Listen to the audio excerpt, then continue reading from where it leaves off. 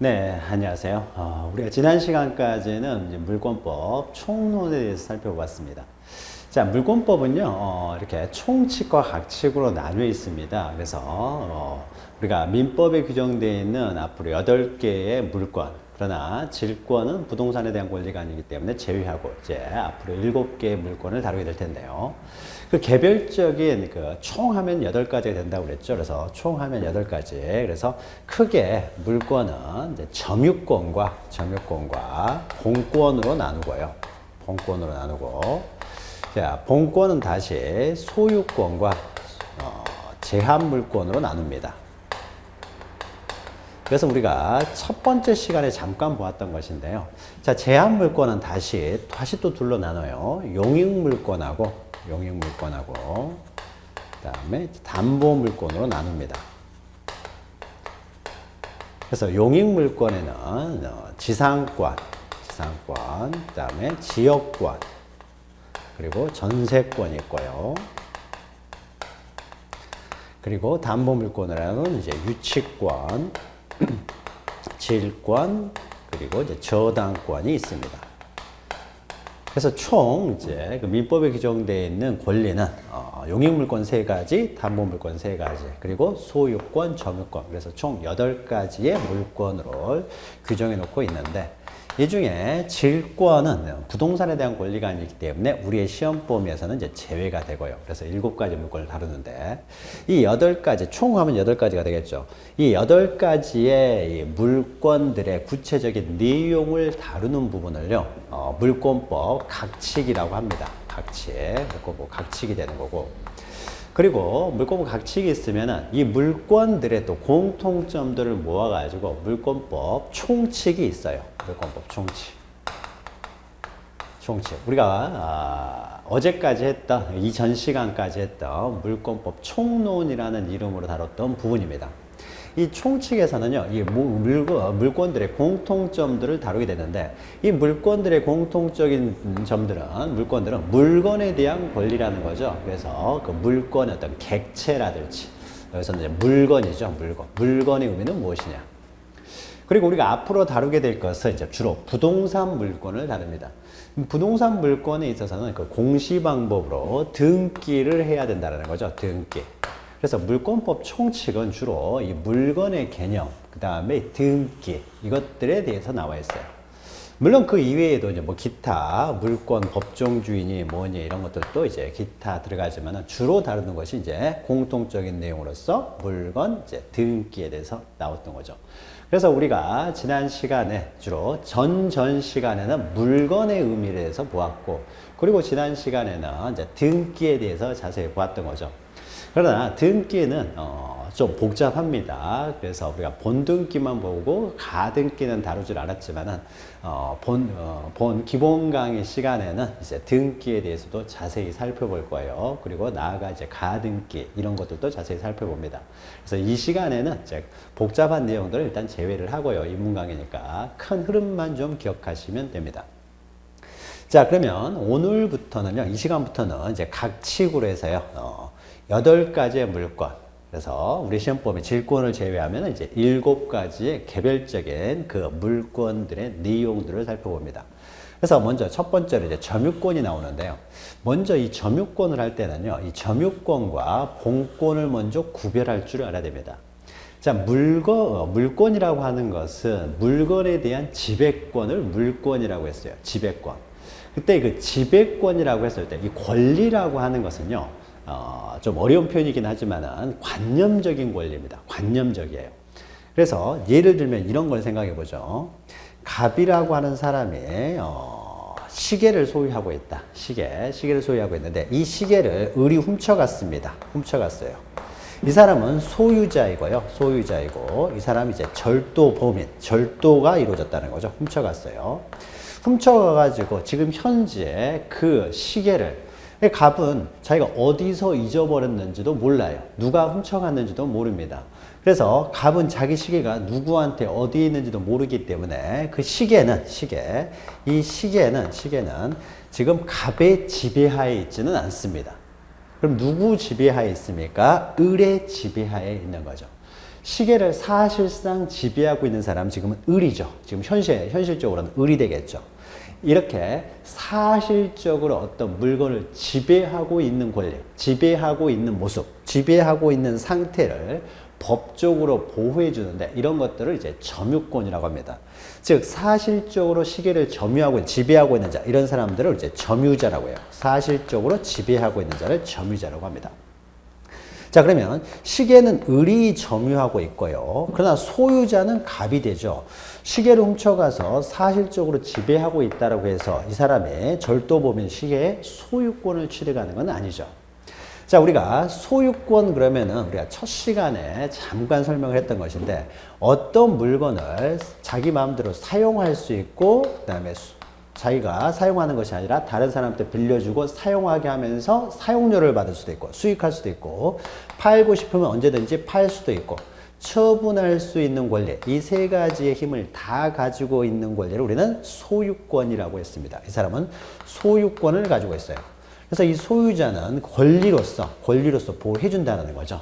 이런 것들은 국가의 공권력에 의해서 사용 수익 처분할 수 있는 힘을 국가의 공권력에 의해서 권리로서 보호를 해줘야 되겠죠. 따라서 이 사람은 소유권을 가지고 있습니다. 자, 그러면은요, 지금 당장은 을이 훔쳐갔기 때문에 절도가 돼가지고 사실상 지배하고 있지는 않습니다. 그러나 갑은 언제든지 절도 범인을 만나게 되면, 을을 만나서 을이 이것을 지배하고 있다는 사실을 알게 되면 언제든지 우리가 앞에서 했던 소유권에 기한 반환 청구권, 그 물권적 청구권이죠. 물권적 청구권을 행사해서 다시 반환하라 할 수가 있죠. 다시 반환하라 청구를 해서 반환을 받게 되면 다시 사용수익 처분할 수 있게 되겠죠. 그래서 지금 당장은 사용수익 처분하지 못한다고 하더라도 앞으로 언제든지 사용수익 처분할 수 있는 가능성은 가지고 있는 거죠. 그러면은 그 가능성, 그 물건을 지금 당장 현실적으로 지배하고 있지는 않지만 지배 가능성이 있으면은 그것도 권리로서 보호를 해줍니다. 권리라는 것은 이렇게요. 어떤 가능성을 말합니다. 지배할 수 있는 권리예요. 자, 본권은 그래서 이렇게 표현할 수 있는 거죠.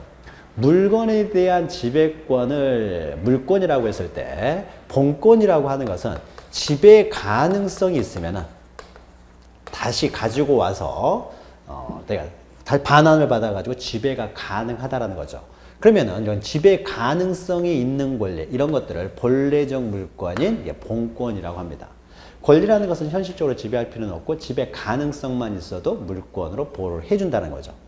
절도뿐만 아니라 이렇게도 표현할 수도 있습니다. 갑이라는 사람이 을이라는 사람한테 임대를 해줬어요. 임대차 계약이 있었습니다. 자, 갑이 소유자예요. 소유자가 을한테 임대를 해줬어요.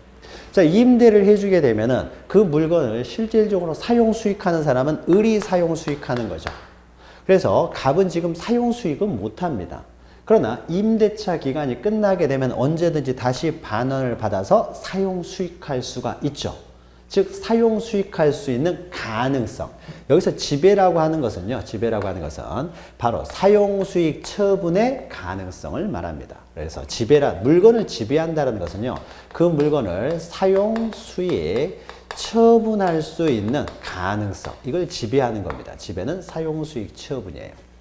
그래서 이 가능성만 있으면은 권리로서 보호를 해줍니다. 그래서 권리는 이렇게 관념성, 어떤 가능성을 의미한다라는 거죠. 그래서 갑은 그러니까 이렇게 임대를 해줬다고 하더라도 언제든지 반환 받아가지고 기간이 끝나면 다시 지배가 가능하기 때문에 갑이 소유권을 잃는 것은 아닙니다. 마찬가지로 을이 갑의 물건을 훔쳐갔다고 했을 때 갑은 언제든지 그 반환을 받을 수가 있죠.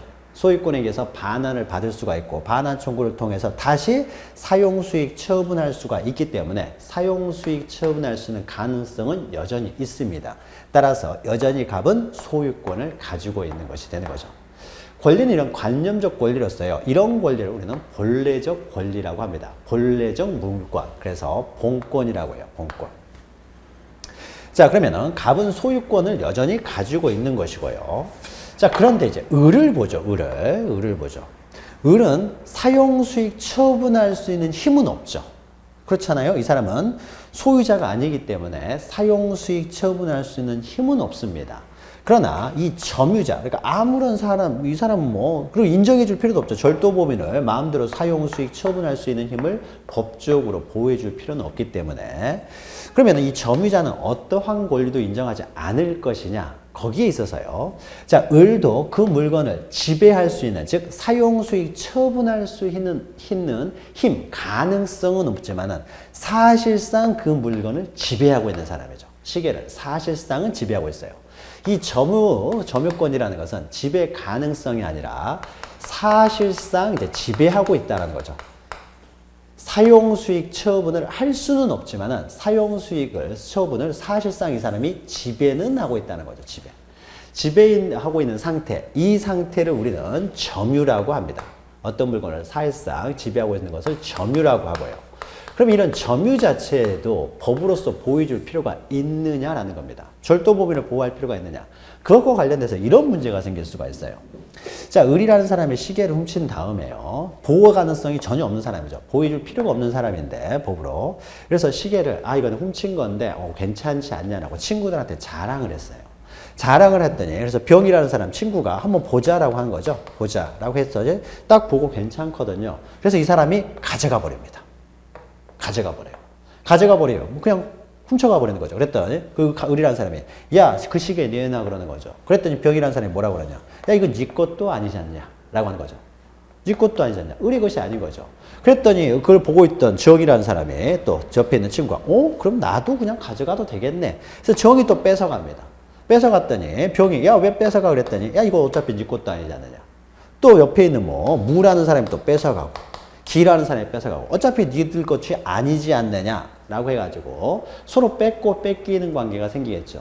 자, 그러면 질서가 이제 안정이 안 되는 거죠. 안정이 안 되고 서로 이렇게 싸움이 생기기 때문에요. 이 싸우지 말 수 있도록 그 사실상의 그 상태, 이 상태를 보호할 필요성이 생기는 거죠. 이렇게 싸움이 생기지 않고 불안이 생기지 않도록 하기 위해서. 자, 그래서 우리 법에서는 이 점유자를 보호할 필요는 없지만, 보호 가치는 없지만, 이런 사회 안정, 평화를 위해서, 비록 을이라는 사람이 절도 범인으로서 아무런 본권, 사용 수익 처분할 수 있는 권리가 없다고 하더라도 일단 사실상 지배하고 있으면, 점유하고 있으면은 이 사람도 그 권리로서 보호를 해줍니다. 이것을 바로 점유권이라고 해요. 점유권. 그래서 점유자는 점유권을 갖게 되는 거죠. 권리로서 보호를 해줍니다. 안 그러면은 다른 사람이 막 훔쳐가 버린다는 거죠. 뺏어가고 강제로 뺏어가면 거기에 대해서 을이라는 사람이 아무런 할 말이 없으면 서로 뺏고 뺏기는 관계가 계속되기 때문에 이 사실 상태를 일단은 좀 보호해 줄 필요가 있다라고 해서 을이 점유하고 있는데 병이 이 물건을 뺏어가면 야, 왜 뺏어가? 라고 해서 반환을 청구할 수 있도록 해줘요. 그래서 비록 이 사람이 사용수익 처분할 수 있는 지배 가능성, 그러니까 사용수익 처분할 수 있는 권리는 없어요. 본권은 없다고 하더라도 사실상 지배하고 있는 점유 상태를 법적으로 보호해 줌으로써 병이 을의 물건을 함부로 뺏어가지는 말라는 거죠. 비록 이 사람이 정당한 권리자가 아니라고 하더라도 지배하고 있으면 그것을 함부로 뺏어가지는 말아라. 이런 식으로 해서 이렇게 이 점유 자체도 권리로서 보호를 해주는데 이것이 바로 점유권입니다. 그래서 점유권이라고 하는 것은 그 점유, 즉 사실상 지배 자체에 대해서 권리로서 보호해주는 것을 점유권이라고 해요. 그러니까 이 본권하고 좀 다르죠. 본권은 지배 가능성을 말하는 거고 이 사람은 지배 가능성은 없지만은 사실상 지배하고 있는 그 상태를 법적으로 보호를 해주겠다. 다만 이 사람은 강하게 보호할 필요는 없겠죠. 지배 가능성이 없는 사람에게 사실상의 어떤 평화, 그 현재 상태의 평화를 위해서만 보호해주기 때문에 본권보다는 보호의 정도가 굉장히 약합니다. 그래서 그 권리 자체가 굉장히 약하게 보호돼요. 본권은 대신에 강하게 보호가 됩니다. 보호가 돼요. 그래서 지금 이제 그 점유권에 대해서 이제 우리가 살펴볼 겁니다. 자, 말이 나왔으니까요. 본권의 개념도 조금 설명을 하도록 하죠. 자, 어떤 물건을 지배한다라고 하는 것은요. 본권은 이제 지배 가능성을 말하는데 어떤 물건을 지배한다라는 것은 그 물건의 사용 가치와 교환 가치를 지배하는 것을 의미합니다. 사용 가치라고 하는 것은 사용 마음대로 사용할 수 있는 그 물건마다 이제 가치가 있겠죠. 그래서 사용할 수 있는 가치와 교환할 수 있는 가치를 이제 지배한다라는 거죠. 지배한다라고 했을 때. 그러면 사용 가치를 지배한다라는 것은 자기가 직접 사용할 수도 있고 사용 가치를 지배하는데 사용 가치를 지배하기 때문에 자기가 직접 사용할 수도 있지만은 직접 사용하지 않고 다른 사람에게 사용하게 해줄 수도 있다. 사용하게 해주면서 사용료를 받을 수 있다. 이것이 이제 수익이 되는 거죠. 수익. 또 교환 가치를 지배한다는 것은 그 마음대로 자기 마음대로 소유자가 그 물건을 처분할 수 있다는 것을 의미하는 거죠. 처분할 수 있다. 자, 그러면은 어떤 물건은 사용 가치, 교환 가치를 지배한다는 것은 그 물건을 사용 수익 처분할 수 있다. 처분할 수 있다는 걸 의미하는데 소유권은요. 소유권은 이 지배 가능성, 사용 가치와 교환 가치를 모두 가지고 모두 지배하고 있는 권리를 우리는 소유권이라고 합니다. 그래서 소유권은 그 물건을 사용 수익 처분을 다 할 수 있는 권리. 이것이 바로 소유권, 완전한 권리가 되는 거죠. 그러면은 이 제한 물권은요. 제한 물권은 물건에 대한 사용 가치나 교환 가치 중에 하나만 갖는 겁니다. 하나만 갖고 다 갖지를 못한다. 즉 그 소유권, 그 물건에 대한 권리가 일부만 갖기 때문에 일부는 제한되어 있는 권리다. 그래서 제한 물권이라고 해요. 자, 제한 물권에는 그럼 다시 둘러요. 사용 가치만 있고 교환 가치는 없는 물권, 사용 가치만 가지고 있는 물권. 사용 가치만 가지고 있다는 것은 사용 수익만 할 수 있지 처분을 못하는 물권. 이런 물건을 사용 수익해서 뒤에 용자와 익자를 붙여가지고 용익 물권이라고 합니다. 그래서 사용하고 수익할 수 있지만은 처분할 수는 없는 물권을 용익 물권. 지상권, 지역권은 우리가 생소한 권리지만 전세권은 우리가 알죠. 전세권. 어느 물건, 주택을 전세에 들어갔다라고 하게 되면은 그 주택을 사용할 수 있고요. 그리고 자기가 사용할 수도 있지만은 그 아파트 전체 중에서 방 한 칸을 다른 사람에게 사용하게 하면서 사용료, 월세를 받을 수도 있는 것이죠. 그래서 사용하고 수익은 할 수 있어요. 그러나 전세권자가 그 물건을 팔 수는 없는 거죠. 팔 수는 없어요. 전세 들어간 사람이니까. 그래서 사용 수익만 할 수 있지 처분할 수 없는 권리를 우리는 전세권이라고 하고요.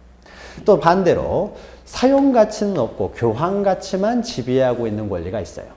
이런 것을 우리는 담보 물권이라고 합니다. 담보 물권. 자, 그러면은 대표적인 것이 이제 저당권이죠. 그래서 갑이라는 사람이 그 주택을 담보로 은행에서 돈을 빌렸습니다. 자, 주택을 담보로 은행에서 돈을 빌렸을 경우에 주택에서 살고 있는 사람은 누구입니까? 갑이 여전히 살고 있죠. 그래서 저당권을 설정해 줬을 때, 그러니까 담보로 주택을 담보로 이제 돈을 빌렸다라고 하면은 그 주택은 부동산이고 부동산에 대한 담보권을 이제 저당권이라고 하는 거죠. 저당권을 가지고 있는 은행에서는 그 물건을 사용하지도 않고요. 만약에 갑이 자기 주택 중에 방 한 칸을 다른 사람한테 월세를 줬을 경우에 월세는 은행에서 받아갑니까? 집주인이 받아갑니까? 집주인이 받아가죠. 그래서 사용 수익은요, 여전히 소유자가 갖고 저당권자는 사용 수익은 못합니다. 다만 갑이 제때 돈을 갚지 않았을 경우에는 A는 바로 경매를 해버릴 수가 있는 거죠. 그 집을 팔아버릴 수가 있는 거죠. 팔아버릴 수 있어요.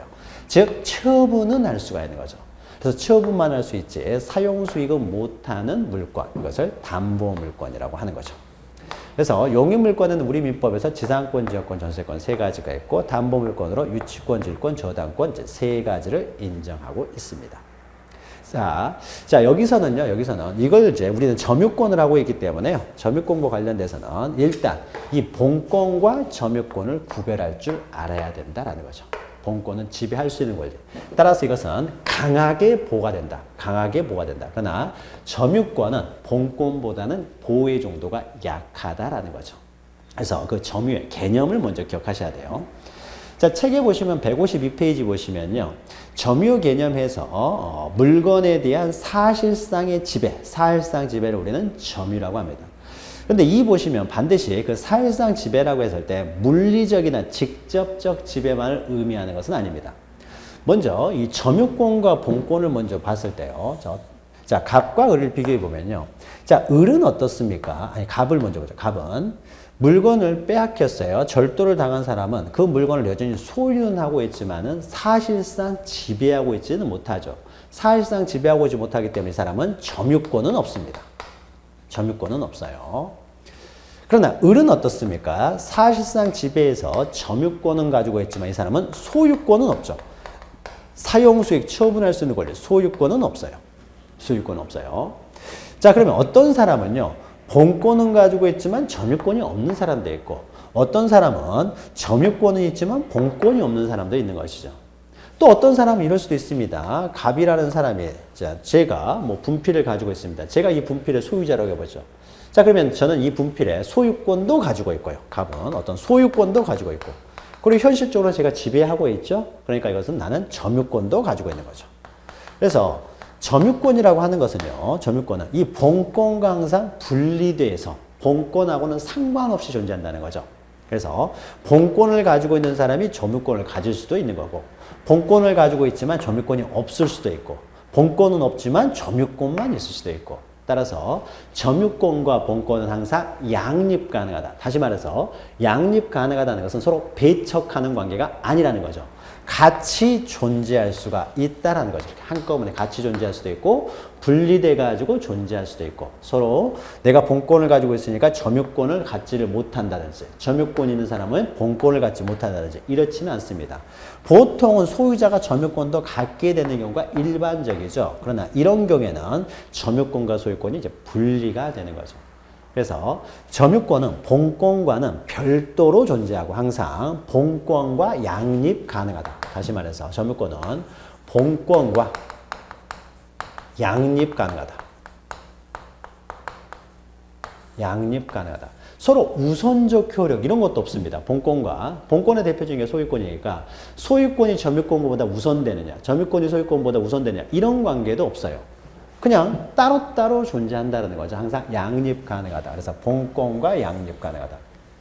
먼저 이거 하나 기억하시고, 그러면 본권과 양립 가능하다 그랬으면은 본권이 없는 자도 이렇게 점유권을 가질 수 있기 때문에 점유권이 있느냐 없느냐는요, 이 사람에게 소유권이 있느냐 없느냐로 판단하는 것이 아니라 사실상 지배를 하고 있느냐 없느냐 이걸 가지고 점유권 여부를 판단하는 것이지, 그 사람에게 뭐 소유권이 있느냐 전세권이냐 이걸 가지고 판단하지는 않습니다. 그래서 소유권자는 당연히 점유권자고 없는 사람은 점유권자가 아니고 뭐 이런 개념이 없어요. 그냥 본권은 본권대로 판단하고 사실상 지배를 하고 있느냐 없느냐만을 가지고 점유권을 판단한다는 거죠. 항상 본권과 구별하여 존재할 수가 있다는 겁니다. 다만요. 그러나 이 본권이 있느냐 없느냐는 이 점유권을 판단하는데 기준이 될 수는 있습니다. 그러니까 본권과 상관없이 성립을 해요. 본권 없는 사람도 점유권을 성립할 수 있기 때문에 본권과 상관없이 성립할 수 있다는 거죠. 상관없이 점유권을 성립한다. 다만 본권 여부가요. 본권이 사실상 지배를 하고 있는지 없는지를 판단함에 있어서 본권이 기준이 될 수는 있다. 기준이 될 수는 있다.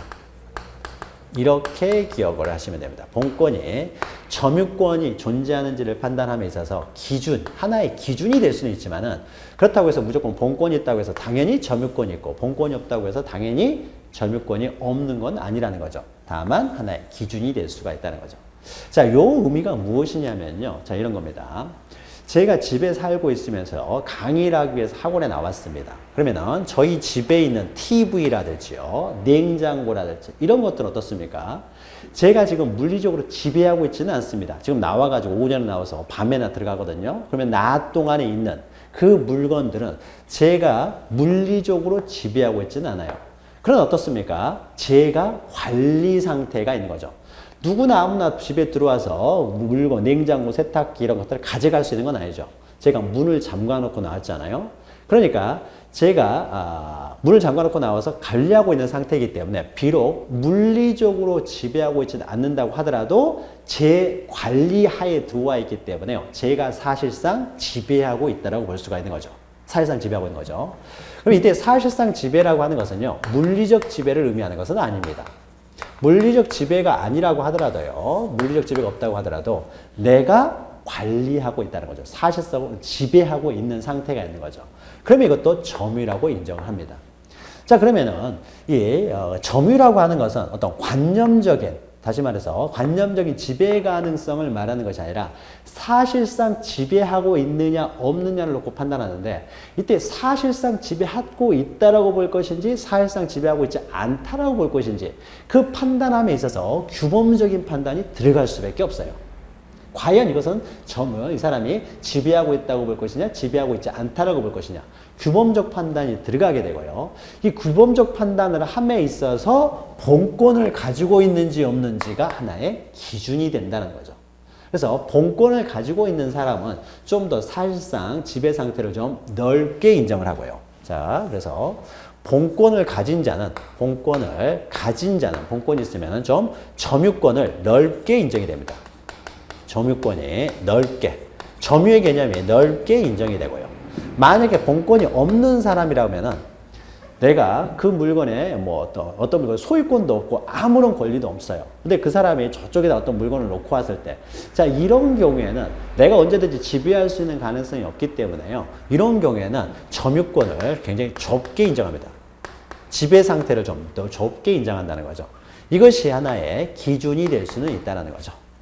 그래서 반드시 본권이 있다고 해서 점유권이 인정되는 건 아니에요. 넓게 인정이 될 가능성이 생기는 거고 본권이 없다고 해서 점유권이 없는 건 아닙니다. 그러나 점유권이 인정 범위를 엄격하게 좀 좁게 바라볼 수가 있다는 거죠. 좁게 바라본다. 그래서 하나의 기준이 될 수는 있다는 겁니다. 자, 그러면 그 예로 이런 걸 생각해 봅니다. 이런 거를. 절도 범위는 어떻습니까? 절도 범위는 자기가 지배하고 있죠. 사실상 지배하고 있기 때문에 절도 범위는 항상 점유권이 있습니다. 사실상 지배하고 있는 사람이죠. 사실상 지배하려고 훔쳤지 지배할 생각이 없이 물건 훔친 사람은 없을 테니까요. 그래서 절도 범위는 이제 본권은 없지만은 점유권은 있습니다. 절도 범위는 본권은 없지만 점유권은 있다. 그래서 본권이 없는 사람도 점유권이 인정될 수는 있지만 좁게 인정합니다. 그 대표적인 예가요. 이 기준을 가지고 판단했을 때 이런 예를 볼 수가 있어요. 만약에 제가 집을 나오면서요. 가사 도우미 아주머니한테 집을 맡기고 도우미 아주머니가 있습니다. 집을 맡기고 나왔어요. 그래서 이 집은 제 집입니다. 이 안에 있는 TV, 냉장고, 세탁기 이런 것들은 모두 갑이라고 하는 사람이 소유하고 있어요. 근데 이 집에서 현재 머무르고 있는 사람은 A라고 하는 가사 도우미예요. 가정부라고 해보죠. 가정부. 가사 도우미. 가정부. 아주머니가 거기 있습니다.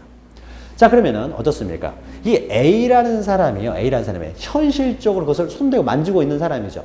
현실적으로 물리적으로 지배하고 있는 사람입니다. 물리적으로. 저는 물리적으로 지배하고 있지는 않은 사람이에요. 갑은. 그러면 과연 이때요. 갑이 그 물건, 여기는 세탁고, 냉장고 이런 것들을 갑이 지배하고 있다고 볼 것이냐, A가 현실적으로 지배하고 있다고 볼 것이냐. 물리적으로 판단하게 되면은 A가 지배한다고 보겠지만은 사실 이 가정부는 어떻습니까? 나의 지시를 받아서 점유하고 있는 사람이죠. 내가 시켰잖아요. 잠시 집 좀 보고 있으라고. 나의 지시에 의해서 점유하고 있는 사람이지 이 사람이 현실적으로 지배하고 있는 것은 아닌 거죠. 지배하고 있는 사람은. 그래서 갑의 지시에 의해서 점유를 하고 있기 때문에요. 이 물건을 지배하고 있는 사람은 누구로 보느냐? 갑을 지배하고 있는 사람으로 봅니다.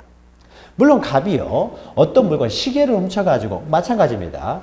자, 원래 소유자는 다른 사람이 있는데 다른 사람으로부터 시계를 훔쳐가지고 시계를 훔친 사람이 시계를 집에다가 보관을 해두면서 또 집이 잘 살아요. 그래서 절도 보면서 돈을 많이 벌었나 보죠. 그래서 가정부를 두고 있습니다. 그래서 이 가정부가요. 집에 남겨놓고 이 사람 또 일하러 나갑니다.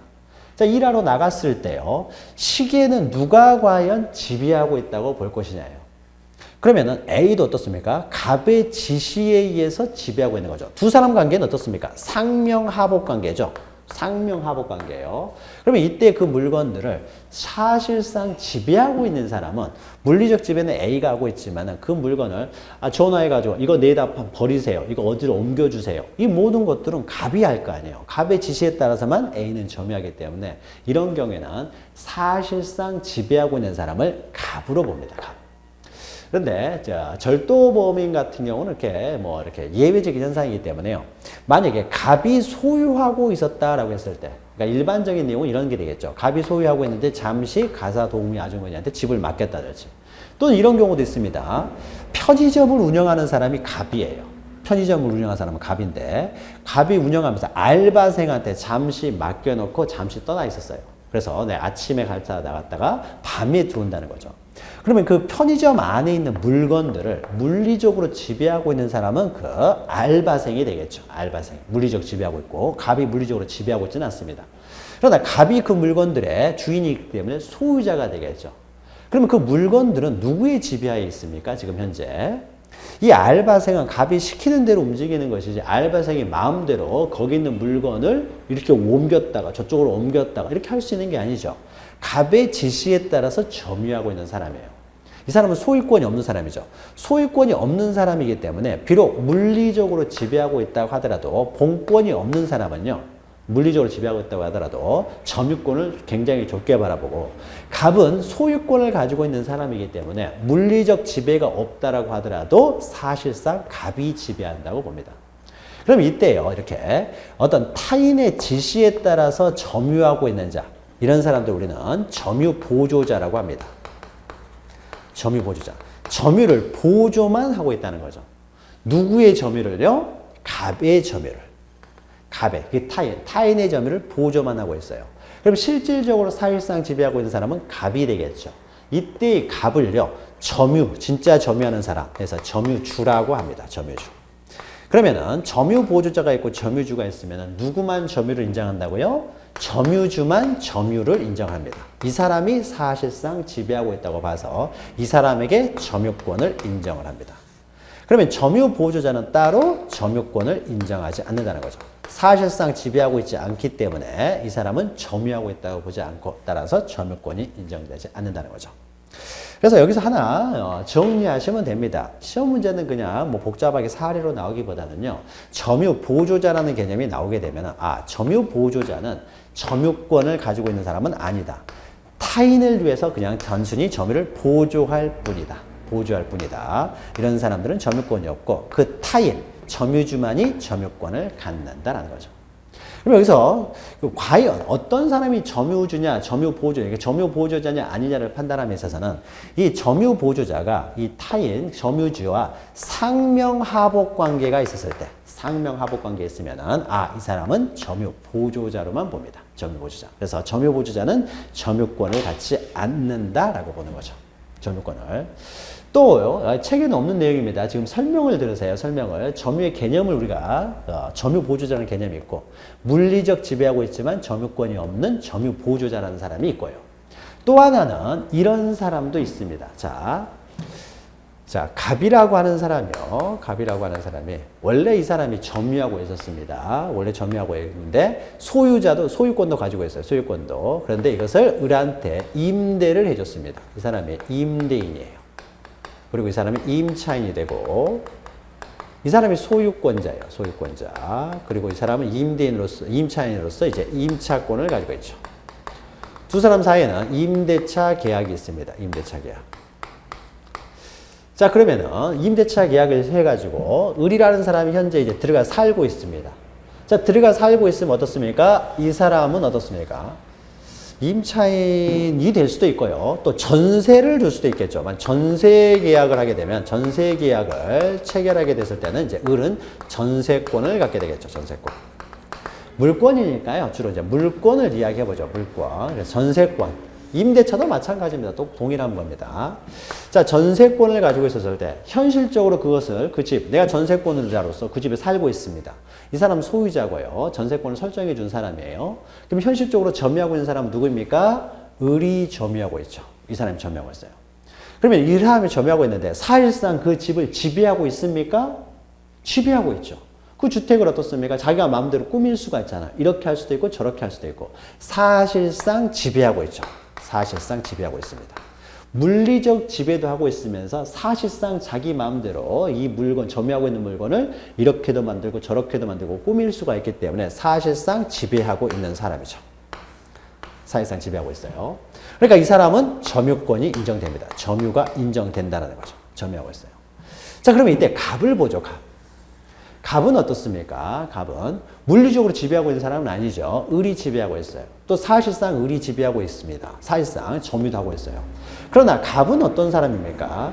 계약 기간이 다 끝나게 되면 언젠가는 다시 지배할 수 있는 상태에 와 있는 사람이죠. 그러니까 본권을 가지고 있는 사람이에요. 지배할 수 있는 상태고, 또 갑도 어떻습니까? 을의 점유는 갑으로부터 전래된 점이에요. 그러니까 갑이 설정해 준 거기 때문에 갑으로부터 전래된 점이고, 다시 갑은 언제든지 점유를 취득할 수 있는 사람이죠. 그러면 언제든지 이 사람 원래 점유하던 것을 을에게 점유를 설정해 주고 있을 뿐인 것이죠. 자, 이때 갑은 사실상 물리적 지배는 전혀 하고 있지 않지만, 우리가 앞에 설명했다시피 권리로서 보호할 것인가 말 것인가, 점유권을 인정할 것인가 말 것인가는 국가 공권력에서 이런 점유를 보호할 것인가 말 것인가, 그 규범적 판단이 들어간다는 거죠. 보호 가능성이 있으면 보호해 줍니다. 그래서 점유 보조자는 점유권으로서 보호 가치가 없어요. 점유주만 보호해 주면 되는 것이기 때문에, 그래서 점유주만 점유권으로 인정해 줍니다. 그러나 이 임대인은 어떻습니까? 임대인도 언젠가는 자기 점유를 회수할 사람이 되는 거죠. 점유를 다시 회복할 수 있는 지위에 있는 사람이에요. 지금 당장은 점유하고 있지 않지만, 따라서 이 사람도 을을 통해서 간접적으로는 점유하고 있다고 봅니다. 이 사람이 본권을 가지고 있는 사람이죠. 소유권 가지고 있는 사람. 그래서 이 갑은 물리적 지배, 어떻게 보면 사실상 지배가 없는 것으로 볼 수도 있지만, 우리가 물리적 지배, 그 점유죠. 사실상 지배라고 하는 개념은 규범적으로 보호가치가 있느냐, 보호가치가 있으면 권리로서 보호해준다라고 했을 때, 이 사람들도 사실상 지배를 하고 있다고 봅니다. 사실상 지배를. 다만 을을 통해서 사실상 지배하고 있죠. 자기가 직접 사실상 지배하고 있지는 않죠. 을이 사실상 지배하기 때문에 갑은 을을 통해서 사실상 지배하고 있다. 즉 을을 통해서 간접적으로 사실상 지배하고 있다. 그래서 이 사람도 점유는 점유이지만은 을을 통해서 사실상 지배하기 때문에 이런 사람들은 간접점유라고 합니다. 간접점유. 그럼 여기에 비해서 을이 사실상 직접적으로 점유하고 있기 때문에 이 사람을 직접점유라고 해요. 직접점유. 그래서 임대차나 전세계약을 통해서 전세권자나 임차인이 점유를 하고 있을 때 그 사람들의 점유는 직접 점유가 되고, 전세권을 설정해 준 사람 또는 임대인 이런 사람들도 점유를 인정을 해줍니다. 보호를 해준다는 거죠. 그래서 이 사람들은 이제 직접 점유라고 하고, 아니죠. 을을 통해서 지배하기 때문에 간접 점유라고 하고, 을의 점유를 이제 직접 점유라고 합니다. 그래서 둘 다 점유권이 인정이 돼요. 이거는. 이 사람도 점유권이 인정되고 둘 다 점유권이 인정돼요. 자, 점유권이 두 개다 보니까요. 서로가 점유권이 또 충돌할 수도 있겠죠. 그럴 때는 점유가 두 개이기 때문에 여기서는 점유주만 점유권이 있기 때문에 두 사람이 충돌할 필요는 없어요. 그래서 점유주가 야 그거 가져와 그러면 얘는 갖다 줘야 되는 것이지, 나는 이거 내가 점유하고 있으니까 못 갖다 줘 할 수가 없는 거죠. 이 사람 점유권이 없기 때문에. 그러나 직접 점유와 간접 점유는 둘 다 점유권이 있기 때문에 서로 충돌할 수가 있는 거죠. 그래서 전세권자가 살고 있는데요. 둘 다 충돌합니다. 갑이라는 사람이 자기도 점유권이 있으니까 나가라. 이건 내 점유다. 라고 해서 함부로 이 집으로 들어옵니다. 함부로 집으로 들어오면 을은 나가라고 할 수 있어요? 없어요? 할 수 있어야 되겠죠. 보통 나가라고 해야겠죠. 아직 계약기간이 남아있는데 집주인이라고 함부로 내 집에 들어올 수는 없는 거죠. 그래서 직접 점유자가 간접 점유자한테 나가라 하면은 나가야 돼요.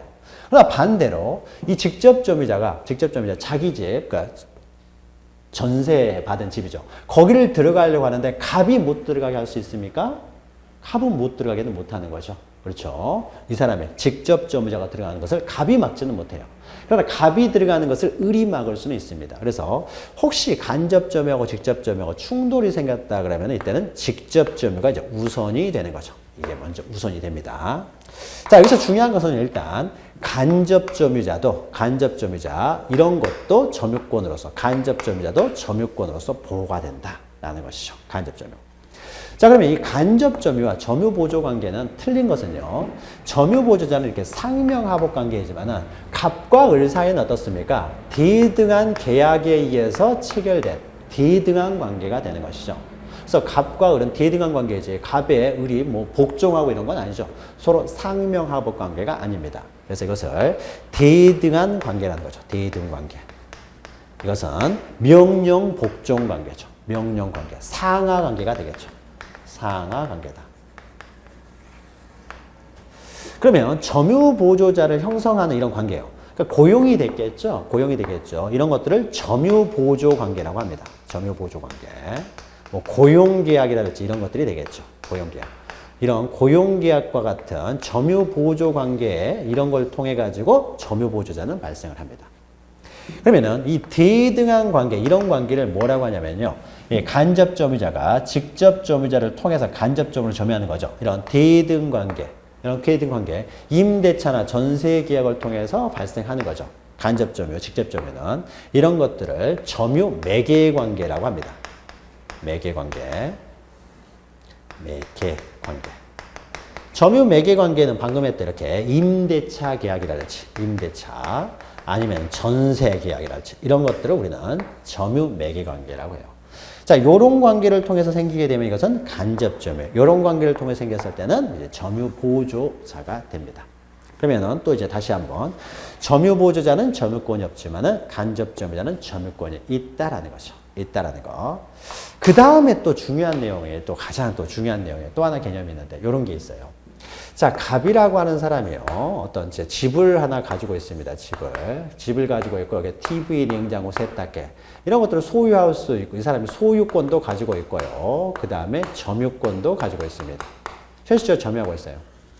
이 갑이라는 사람한테 유일한 자식이 한 명 있는데요. 그 자식이 미국으로 유학가 있습니다. 을이라는 사람이. 유일한 자식이에요.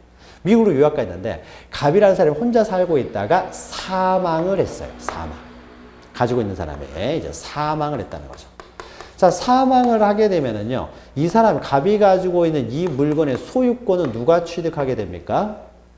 자, 사망을 했을 경우는 법률의 규정에 의해서 이제 사망을 했으니까 상속이 이루어지겠죠. 상속이. 자, 상속은 법률의 규정에 의해서 이루어지는 권리 변동이지 갑과 을 사이 어떤 계약 관계가 있는 것은 아닙니다. 그러면 상속의 원인으로 해가지고 소유권 이전될 때는 등기할 필요가 없다는 거죠. 을 앞으로 등기가 없다라고 하더라도 갑이 죽자마자 바로 을이 어떻습니까? 그 상속인이 소유권을 취득하는 거죠. 그러니까 이 사람 지금 미국에 있어요. 아버지가 돌아가신지도 모르고 있습니다. 모르고 있는 상태에서 소유권은 바로 취득하게 됩니다. 그럼 이 점유권이죠. 점유권. 이 점유권은요. 갑이 점유하고 있었는데 갑이 사망했기 때문에 갑은 어떻습니까? 점유권도 소멸하게 되겠죠. 죽은 사람이 권리를 가질 수 없기 때문에 소유권도 소멸하고 점유권도 소멸합니다. 자, 그러면은 이 점유권은 누가 갖느냐예요. 점유권. 자, 을은요. 아버지가 돌아가신지도 모르기 때문에 뭐 전혀 아무 생각이 없습니다. 아무 생각이 없었다고 하더라도 소유권은 취득해요. 그러면은 점유권도 취득하느냐? 을이 뭐 사실상 지배 상태가 전혀 없잖아요. 전혀 없다라고 하더라도 예, 이것이 지금 이 집이 관리되고 있죠. 문 잠겨져 있을 거 아니에요. 누구나 들어갈 수 있는 집 아니죠. 일단 관리되고 있어요. 누군가에 의해서 지배되고 있다는 거죠. 그러면 누가 지배하고 있다고 볼 것이냐? 갑이 지배하고 있다고 볼 수는 없죠. 갑이 죽었기 때문에. 그래서 갑이 사망했다는 사실을 전혀 모른다고 하더라도 그 상속인의 지배하에 들어오게 되는 거죠. 상속인의 지배하에 들어오기 때문에 상속인이 바로 점유권도 상속을 한다라고 봅니다. 사실상 지배, 우리가 보기에는 어떻습니까? 뭐 물리적 지배, 뭐 점유를 이게 뭐 어떤 돌아가셨다는 건 전혀 모른다고 하더라도 결국 상속인의 사실상 지배 상태로 넘어왔다는 거죠. 넘어왔다. 그래서 점유권도 바로 상속이 됩니다. 상속이 돼요. 그래서 이 상속인도 바로 점유권을 취득한다는 거죠.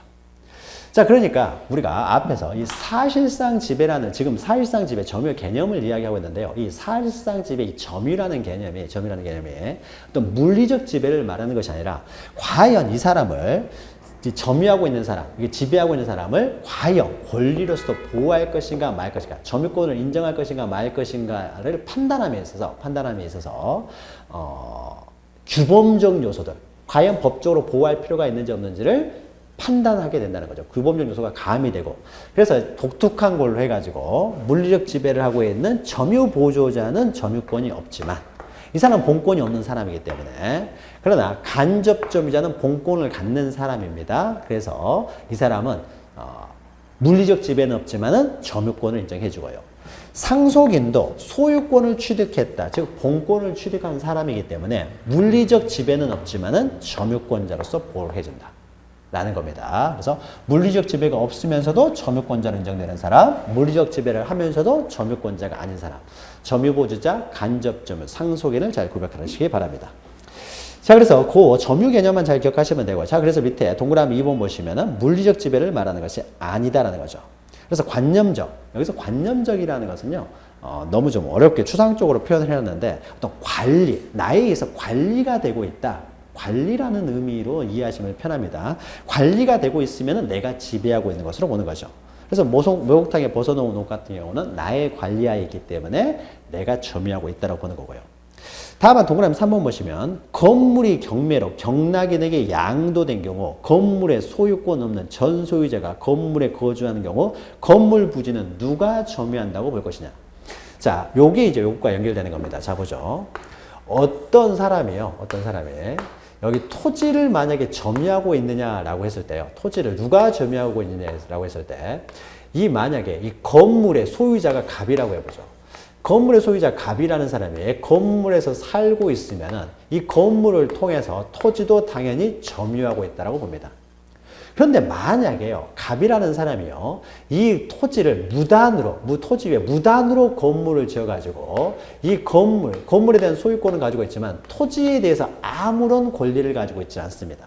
아무런 권리를 가지고 있지 않다는 것은 진정한 소유자가 A라고 했을 때 A라는 사람이 언제든지 갑한테 어떻습니까? 나가라고 하면 철거하라고 하면 철거해야 될 사람이죠.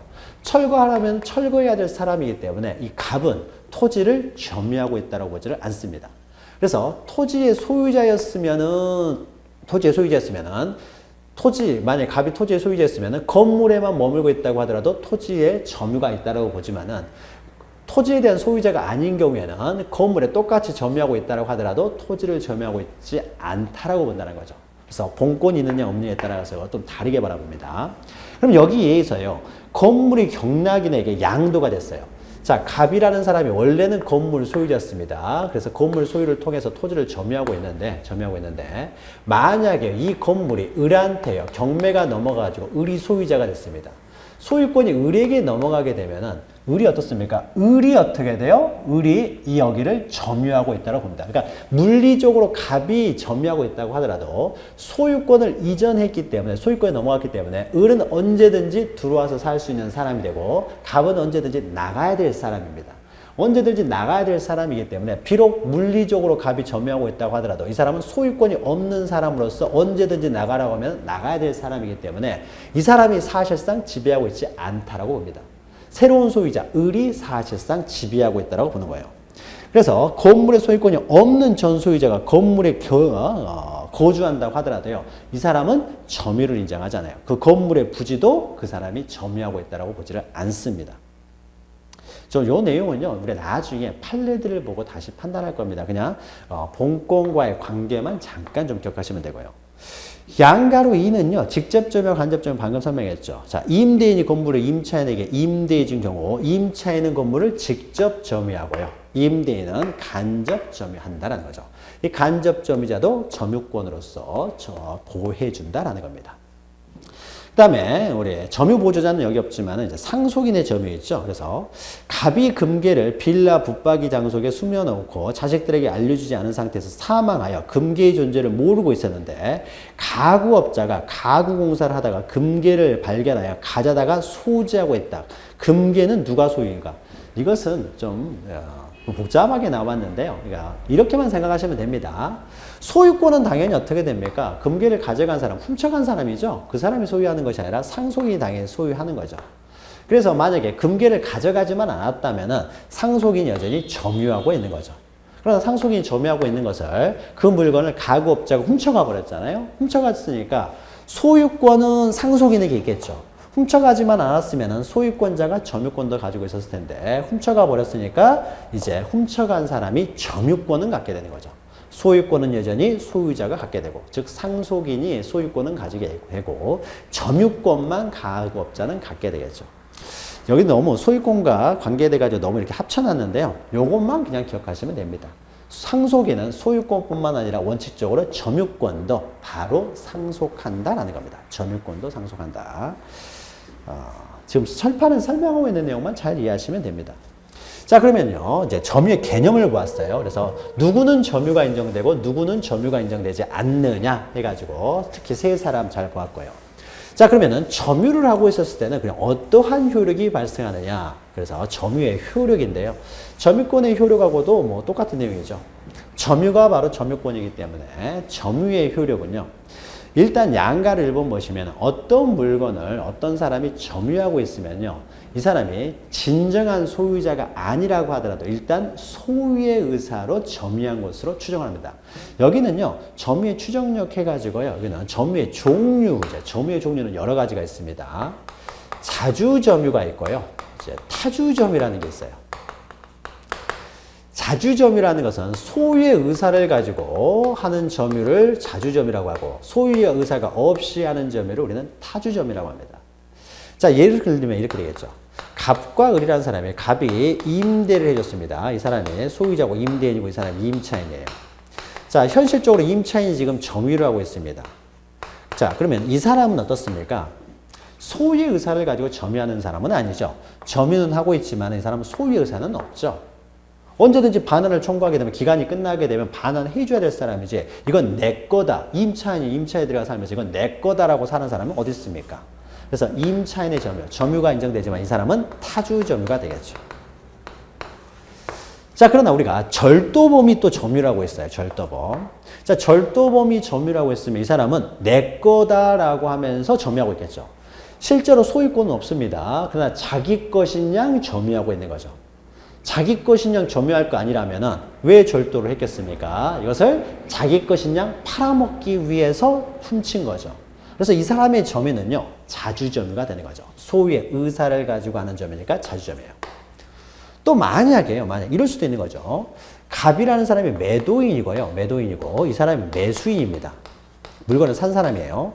아직 등기는 안 돼 있어요. 매매를 통해서 등기는 안 돼 있지만은 우리가 물건을 사면 어떻습니까? 잔금 치르면서 열쇠 받아서 바로 들어가 살죠.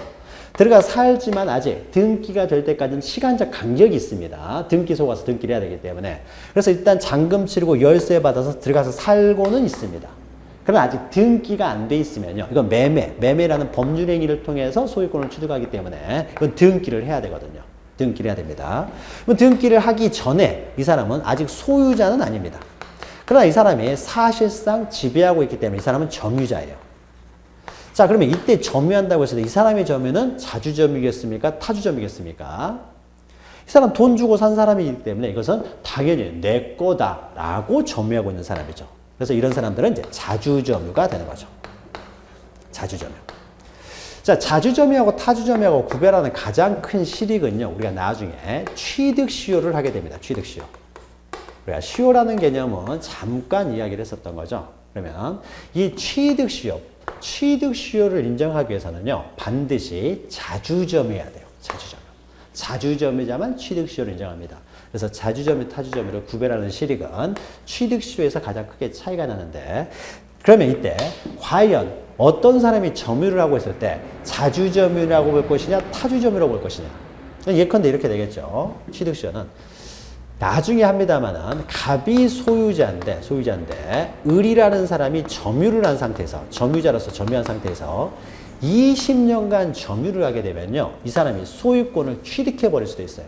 이건 다음 시간에 소유권 파트에서 하게 되는데, 자, 이 사람이 20년간 계속 점유한 상태가 20년간 계속됐을 경우에 이 사람이 소유권을 취득할 수가 있는데, 소유권을 취득하기 위해서는 이 점유가 반드시 자주점유해야 돼요.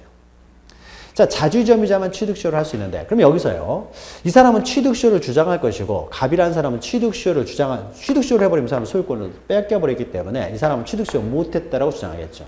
그러면 갑이라는 사람은 을이 취득시효를 못하게 하기 위해서는 을이라는 사람은 자주점유가 아니라 타주점유입니다. 그러니까 취득시효를 못합니다. 라고 주장할 것이고, 을이라는 사람은 아닙니다. 저는 자주점유입니다. 그러니까 취득시효를 했습니다. 라고 다툼이 생기겠죠. 다툼이. 이 사람은 자주점유를 주장하고 이 사람은 을의 자주점유가 아니다. 타주점유다. 그래서 취득시효를 못한다라고 다툼이 생기게 되겠죠. 자, 다툼이 생기게 되면 이제 입증 문제가 생기는 거죠. 자, 을이 스스로 나의 자주점유를 입증해야 되느냐, 아니면 반대로 갑이 을이 자주점유가 아니라는 걸 입증해야 되느냐. 입증을 못하면 소송에서 지게 됩니다. 지게 돼요. 이때 입증과 관련돼서요. 우리 법에서는 일단 이 사람이 점유하고 있으면 일단 자주점유로 추정을 해준다는 거죠. 추정을 해주기 때문에 의리 스스로 자주점유를 입증할 필요는 없고 소유자가 취득시효를 못하게 하고자 하는 사람이 을의 타주점유를 입증하라고 하고 있습니다. 그래서 양가 1번 보시면은 자주점유가 일단 추정이 된다. 자, 그 다음에 1번 보시면요. 점유자는 소유의 의사라는 선의 소유의 의사로 평원 공연하게 점유한 것으로 추정된다라고 했는데요. 소유의 의사가 바로 자주점유예요. 그래서 자주점유도 추정되고 또 점유에 있어서는요. 악의점유가 있고 선의점유가 있습니다. 악의점유하고 선의점유예요. 이것은 무단점유를 전제합니다. 어떤 사람이요. 원래 이게 갑이 소유하고 있는데 을이라는 사람이 이 토지를 점유하고 있어요. 이것을 소유권도 없는 사람이 계약관계도 없이 아무런 원인 없이 무단으로 점유하고 있습니다. 무단으로. 근데 무단으로 점유하고 있는데요. 무단으로. 아무도 권위 없이. 이 무단으로 점유하는 것을 다 둘로 나눕니다. 을이라는 사람이요. 여기가 내가 무단점유라는 사실을 모르고 그러니까 내가 어떻게 돼요? 무단점유라는 사실을 모르고 나는 정당한 점유권이 있다라고 믿고 즉 무단점유라는 사실을 모르고 점유할 수도 있고요. 선의로 점유할 수도 있고요. 아니면은 이 사람은 나는 무단점유라는 걸 뻔히 알면서 점유할 수도 있는 거죠. 이런 것들은 악의의 무단점유가 되겠죠. 그래서 점유는 선의점유가 있을 수도 있고 무단점유 중에서는 악의점유가 있을 수도 있는데 일단 우리 법에서는 선의점유로 추정을 해줍니다.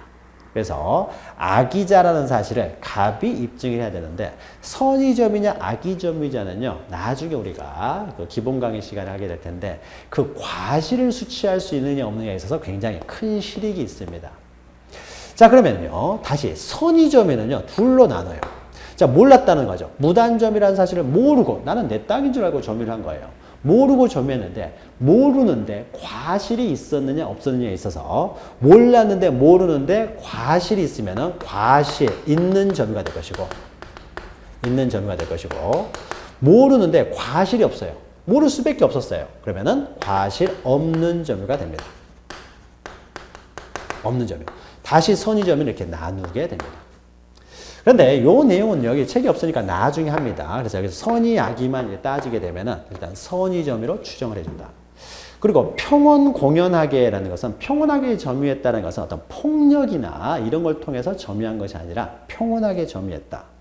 반대말이에요. 평온의 점유는 반대말이에요. 이제 폭력에 의한 점유를 되겠죠. 폭력에 의한 점유가 아니다라는 것을 말하는 거고요. 공연하게 점유했다는 것은 뭐 몰래 점유한 게 아니라는 거죠. 몰래 점유한 게 아니다라는 거죠. 그래서 은비라고 합니다. 한자로 써가지고 모르게 숨겨서 점유했다. 은비의 점유가 아니라는 거죠. 그래서 점유는 이렇게 폭력에 의한 점유냐, 평온한 점유냐, 공연한 점유냐, 은비의 점유냐 이렇게 또 나눌 수가 있는데 여러 종류로 나누는데 분쟁이 생겼을 때는 일단 선의, 자주, 평온, 공연, 점유한 것을 일단은 추정을 해준다. 다툼이 생겼을 때. 그리고 그래서요, 동그라미 2번 보시면 입증 책임이 있죠? 그래서 추정을 받기 때문에 추정되는 내용과 반대되는 사실을 주장하는 사람의 그 내용을 입증해야 됩니다. 자, 양가로 2는요, 권리의 적법 추정해가지고요. 자, 일단은 또 점유하고 있으면은요, 우리가 등기에 추정해가지고 일단 등기가 되어 있으면은 그 사람이 유효하고 적법하게 권리를 등기된 내용대로 권리를 갖는 것으로 추정을 해준다고 그랬죠. 이게 등기 추정력이에요. 그럼 점유도 마찬가지로요. 일단 어떤 물건을 점유하고 있으면은 그 사람은 적법하게 점유한 걸로 추정을 해줍니다. 적법하게 점유하고 있는 것으로. 다만 이 점유의 추정력은 동산에 대해서만 인정됩니다. 예를 들면 이런 거예요. 어떤 집이 있는데 갑 앞으로 등기가 되어 있고요. 그런데 을이 선재를 점유하고 있습니다. 그리고 갑은 자기가 소유자라고 주장을 하고요. 을도 내가 점유하고 있으니까 내 거다라고 주장을 합니다. 소유자도. 갑은 내 앞으로 등기가 됐으니까 내 거라고 주장하고 을은 내가 지금 점유하고 있으니까 내 거라고 주장해요. 과연 누가 소유자로 추정을 받느냐죠. 자, 부동산에 있어서는요, 점유보다는 등기의 추정력을 인정합니다. 따라서 소유자에게, 등기된 사람에게 추정력이 미쳐요. 이 사람에게 소유자로 추정되는 것이지, 이 사람이 소유자로 추정되지는 않습니다.